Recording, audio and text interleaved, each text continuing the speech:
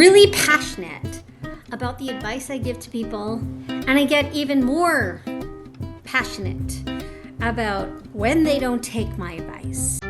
Stay tuned to find out why.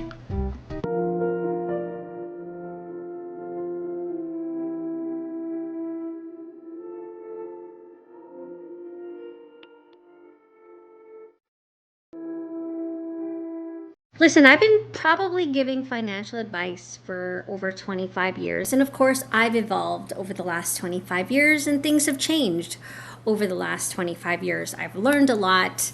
I've made mistakes a lot. But I can tell you this, I know way more than the average person. And I can probably speak on behalf of a lot of advisors out there that can probably say the same thing, mainly because of their education and experience. But how many advisors are willing to come on and basically say it how it is? If you ignore my advice, you will be broke. That's all I can say. And you know why I can say that and feel confident about it? Because I've ignored my own advice many times. And there are times I feel broker than broke. Now, you're probably wondering, why would I take financial advice from someone who feels broke? Well, let me put it this way. I'm one of those people who have learned from their mistakes, have the education, have the many years of experience on advising, and have seen all the other mistakes that have been made by other people, that I can safely say that, yes, you can take advice from me, because I can help you avoid so many mistakes that you probably have never even seen. Heck, you might not even realize you're making them. So, if you can heed any advice from me, any advice, is when we sit down and I do your financial plan, just have faith that, first of all, you wouldn't have come to me had you not felt like there was a problem in the first place. Second of all, and I get this, I understand this, but so many people think that they have less to gain and that I have more to gain from me from helping. Okay, so let me be very clear. I'm not one of those financial advisors that charge based on how much money you have. I get paid because I'm a broker. I get paid by the company that I feel is a fit for your specific circumstance. Okay, and believe me, everybody needs what I can provide. The thing is that are you going to get your head out of the sand and listen? Because I've seen so many people, especially in my line of work right now, where I'm helping senior citizens find a nice, safe, comfortable place to live out the rest of their life, hopefully. And there are so many out there that need subsidization, only because they did not reach out to a financial planner. And if they did, they didn't take their advice, probably, or they just didn't take an interest in figuring out, am I going to be okay in old age?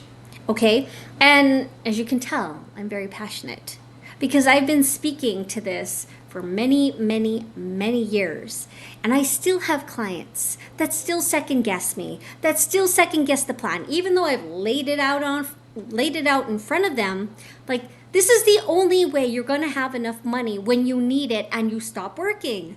And I still have people that are taking money out of their investments because something happened.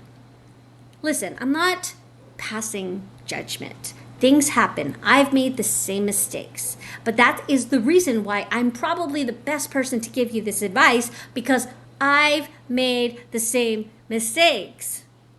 And I'm willing to admit it. And I'm willing to admit that I've learned from these mistakes because I've done the research. I've educated myself. I've taken the time to understand people in general. Not everyone's going to have the same plan, believe me. Okay? I understand people's money spending habits all come from something that's very personal, very individualized, comes from their upbringing. I can't change that. But what I can do is show you what trajectory you're going to be on if you don't change something now. And if you're my age or younger or even slightly older, you still have time. I worry that the closer you get to 65, you're running out of time. And the more time you have between now, what age you are now, until when you're 65, you are in a really good space. But you're only in a good space if you come to me and you reach out to someone like me, and we sit down and we really get serious about where you're going and where you actually want to go. Where you are now and where you actually want to go, we have to close that gap. Because really, what is the other option? The other option is you ignoring it and then later on blaming the system because it's so expensive. Well, get your head out of the sand and realize that things are costing money. And that's really just the be all end all. The question is that while you're working, while you have the ability to control your spending, are you going to take ownership and accountability for that? Or are you going to be one of those people that blame other people for all of the things that you could have fixed in the first place? So don't ignore my plans. Don't ignore my advice. I mean, I get it.